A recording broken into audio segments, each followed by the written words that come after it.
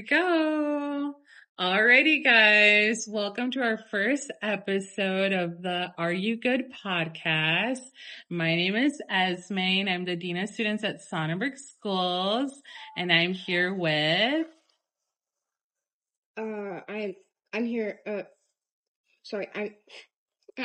I'm Andrew Jorge, and do I tell more about myself? You can tell us your grade. What grade are you in? I'm in 6th grade, I'm pretty sure. I don't remember. Maybe your homeroom teacher? Mrs. Bridget and Mrs. Sam. Awesome. Who else is here? I'm Aiden Branyard, and I'm in 12th grade. My homeroom teacher is Miss Amber and Mr. Jake. And I'm Miss Danny. I'm the science and social studies teacher for 6th to 12th grade. Awesome. And for those that do not know, today is Autism Awareness Day, right? So a lot of our staff members are wearing our blue shirts and our students here at the school. So we wanted to kick off as that topic for our first podcast. So our first question, right, is going to be, what is autism? I think it's like there's nothing wrong with a person's brain when they have autism. It's just like, for example, if you do an autopsy of a brain, it's simple. It's like the same thing as a autistic brain, but I'm getting off topic. It's like you kind of like are in your own little world. I was going to say, kind of reading off on here, it talks about how like autism is a different way of experiencing the world, right? The way that we see things or how we live in our day by day. What about like communicating? Communicating's hard too, especially when you have severe. But like for non-severe and high functioning like me, it's not that bad communicating. But I do feel bad for the people that can't communicate, especially nonverbal autism and kids that are like don't have the right mind to speak. Like the sentences. You mean like low functioning? Yeah, functioning. Maybe like they don't have all the tools. Like my little brother Luke, he can't really speak on his own. He needs like his like a talking tablet, which has a whole lot of buttons and categories of all things he needs. Oh wow. And that can be hard, right? For someone who doesn't even know how to do that yet, right? That can be difficult, and like they have to be taught, right? And learn how to use those communication devices. That's a good example of like having a talker. What are some other ways that people with autism communicate? I think by being honest too. Because most autistic people, I'm pretty sure, are pretty honest. Because it's like a thing. Do you think you know why that is a thing? Because they might be scared of what happens to them if they're not honest. Oh. Yeah, I was also thinking maybe like even... like anxiety too. Yeah. Autism is related with anxiety. That's correct. And like you're being taught a certain way, right? Yeah. I also think it might have to do with like social awareness, right? Of like knowing socially what is like appropriate or not appropriate, right? You probably have seen that throughout your days here, you're in other schools and like other peers and friends that are learning how to communicate appropriately with each other instead of like always being really honest, right? And we're being really blunt, that might hurt someone's feelings, right? And having empathy. Yeah. Do you guys have a hard time communicating anything, or like is there a time you did? Yeah. Yeah. Like what? Like whenever like I did something wrong, I always like if there was a button that said sorry on it, I would like hit it so much that it broke. Jeez. Yeah, basically. So I'm like, I'm sorry. And it's hard for me to actually mean it because I'm saying it so much. Because they're like, well, if you're sorry, then why are you saying it so much? Yeah, that you is probably a hard don't actually one. mean So it. it doesn't seem as genuine sometimes. Even though deep down that's actually how you feel. Mhm. What about you, Aiden? Well, for me, I just have a hard time talking to a lot of people because I get like stressed out. Like if because I might accidentally say something wrong and I don't want to like make them think it's true when it's not. Also, like, if I forgot.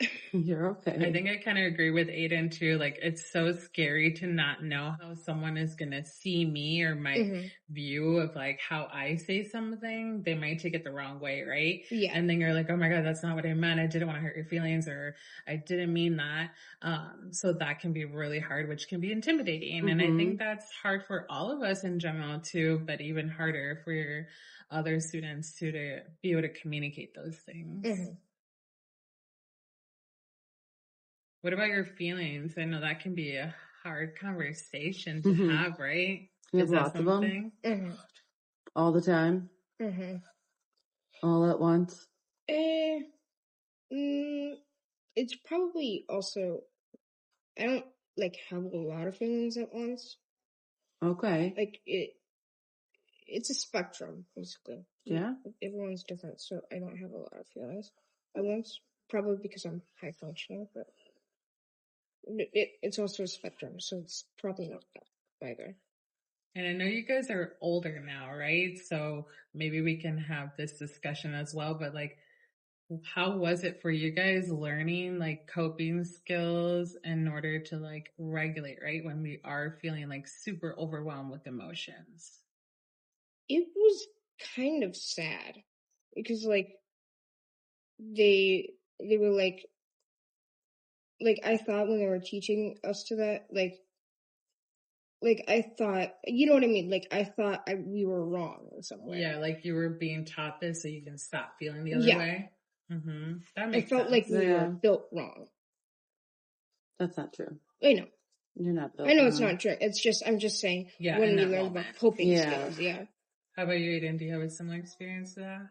Somewhat, but it's like more challenging for me because I always forget them right when I'm like in a meltdown at home. So I can relate to that. It's hard to have your feelings and then try and take care of them the right way or in a responsible way in the middle of everything. It's easy to do it once everything is like said and done. Yeah. Yeah. Do you guys use the same strategies now, or like have they changed since you are older? My strategy, I think, especially when I'm at my grandparents' house, when we have a lot of family and cousins. So when everyone comes over and they hang out in the living room, which is pretty big, it's connected to the kitchen. I go back to the area that we sleep in, which is the back bedroom, way down the hallway. Like take a minute from everyone? Yeah. This might sound weird too, but I also like to go under my bed, because it's in Indiana, because it's like there's space for me to crawl in under the bed. What about you, Aiden? Well, whenever I can't go to my room to calm down, I go to the backyard or back porch and stay away from the family for like 5 to 10 minutes-ish. But whenever I'm allowed to go to my room to calm down, I go between my 2 mattresses and like put a whole lot of like pillows and blankets on the top mattress, so it like pushes down a little bit to squeeze me a little bit to calm me down. Like Temple Granite did with the cow depression, like cow squeeze machine for when they needed meds. It sounds like both of your strategies are like sensory. Like you escape, and I'm assuming under the bed is dark, and you can get away. And that's really interesting. I appreciate you guys sharing those things too, and hopefully other people will tell us more about how they cope as well and what they've learned. I have this quick quote on here that I want to read to you guys, and I want you guys to just tell me what you think about it. It says, autistic people aren't interested in relationships or friendships. What are your thoughts on that? I'm about to sound like Frank Tucker here. That doesn't even sound true at all. Why? Because people with autism can be in relationships. And or friendships. Yeah. Because when I was at the disability inclusion meetings, Esme, you were there at them most time, and there was a video where a grown man and woman who had not special needs were in a relationship together. Mm-hmm. I don't remember how long it said in the video, but they were in a pretty good relationship for it. Yeah. And I think autistic friends and relationships have stronger bonds. Why do you think that? Because, like, it's not like a non-autistic person. Like, both of you understand. Mm-hmm. And, like, so you can skip past, like, saying, hey, I'm autistic. Mm-hmm. Like, these are all that. Because the person that you're friends with already knows of that. They can, like, relate to what you go through? Yeah. Yeah. Do you guys have friendships? Yeah. Hunter. Hunter's in gym right now, but he's in Mrs. Bridget's room. In your homeroom? Yeah. Yeah. Yeah, I think both of you guys have really good friendships where you guys have learned to hear about their interests as well, right? Where it doesn't always have to be the same as yours. Yeah. But you find a way to like learn about each other and realizing like even within the room, I'm sure that you guys know each other's triggers and signals, right? And I think that's really cool and really amazing because not everyone realizes that about each other. Not even adults realize like our own triggers and signals or even of other people. Right. So I think that's a really good point. I think I agree with both of you that like anybody can have relationships and friendships, no matter who they are. Mm-hmm. I have another one for you guys, and I feel like I already know your guys' answer. But this one says, you can tell someone is autistic just by looking at them. No. If you looked at me, you probably thought I was normal. No. I mean... Well, no, normal's a strong suit. I know. Nobody's normal. Everybody's different in their own way. But like, you know what I mean? Like non-autistic. Yeah. But, actually, I am. And don't judge a book by its cover.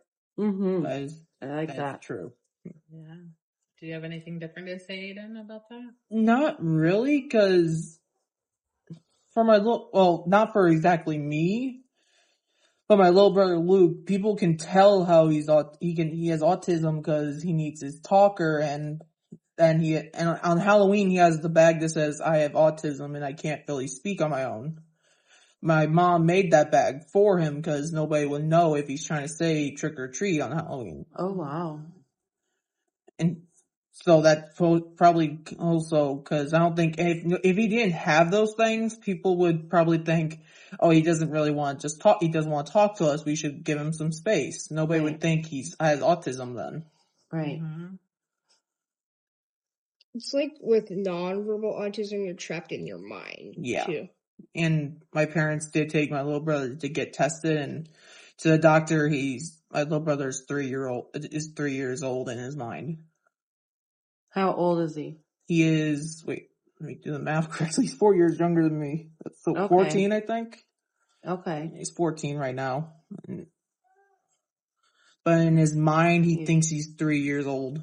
So he just does things a little differently? Yes. He's doing things a lot differently, but he's getting better at everything. He's going to Mahone every Friday for school, but he goes to the other clinic the rest of the week. Yeah. Awesome. Okay, have a side question, not anymore about these prompts, but why is awareness important, or do you guys agree with showing awareness? I think awareness is important because, like, everyone back then ridiculed autism, like the people who had it, like made fun of them, embarrassed them, especially Germany in the 40s too. Jeez. Like, you know what I mean? Mm-hmm. History always repeats itself. Mm-hmm. And like Germany in the 40s, like other regimes too. Most of them targeted not only Jews, but autistic people too, because they thought they were unhuman. But now that there's awareness, they know that we're actually human, and we're just different in the brain. And I think this is like a really good way and a form of like showing awareness, right? To the community, to society, because everyone should be able to live however they want to live, right? Yeah. And people should learn and adapt to changes and how everything has evolved throughout the years. So I think this is another form for us to show awareness in our version. Can I ask a question? Yeah. How do you guys feel about having autism? To be honest, I don't really feel like I have autism. Like you can't tell? Yeah, sometimes I can't. I don't know if low functioning people can tell, or like if that's just a part of the illness. Like you can't tell that you have a mental illness. Because I can't tell, and I don't think, like, I don't know if, for example, like, again, sorry, low functioning kids can realize that they are autistic.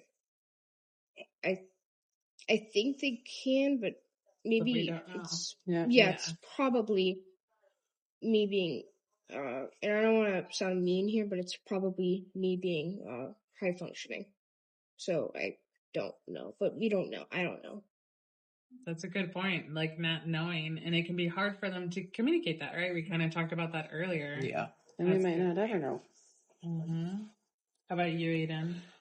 I don't fully know if I have autism because I haven't been tested for it yet, but I don't really know. I just feel like I just have a learning disability that's probably because of autism, but I'm not too sure. ADHD. Maybe. Probably.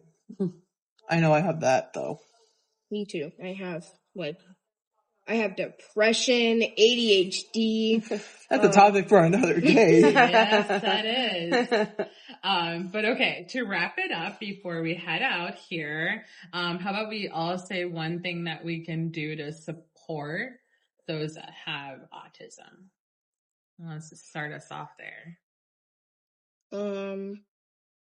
Being aware and being kind to people, especially low functioning people that have autism, and not necessarily giving them more rights, but making them, you know what I mean? Like, making them more, like, making them have more rights, basically. Yeah, I like that. I do. I think you can always find ways to include everybody more often. In school, in the community, in your friendships, all across the board. You can find ways to include everybody and make everyone have an equal opportunity. I think mine's going to be don't assume, right? And like take a moment and listen or ask questions. Yeah. Right? I think we're all pretty open to that. Yeah. Not assuming. What about you, Eden? I would just say support them in the way that they need. Like give them the time of day that they want to speak to you or whatever. Like just sit down and listen to them and support them any way you can. Awesome. Well, that's a wrap on our first podcast, guys. You guys are so brave. So stay tuned for the second episode of Are You Good podcast.